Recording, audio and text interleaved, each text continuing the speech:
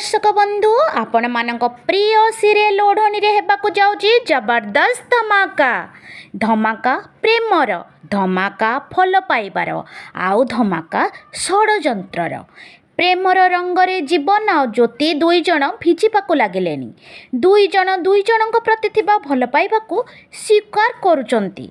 हाँ दर्शक बंधु, सेथिपाई ज्योति तो जीवन पाई रूम को सजाड़ी रातिरे जीवन को अपेक्षा करिछि तार धर्मपत्नी होई। जीवन भी एसबु देखि खुशी हेउछि। से तार ज्योति पाई थिबा भल पाइबाकु खोला खोली भावे स्वीकार करुछि। किंतु मानसी आउ अंश ए दुई जन को अलगा करिबा पाई रचाइछन्ति षड़यंत्र। मानसी निज भौणीर स्वामी को निजर करने चाहूँगी, आउ अंश निज भाईर स्त्री को।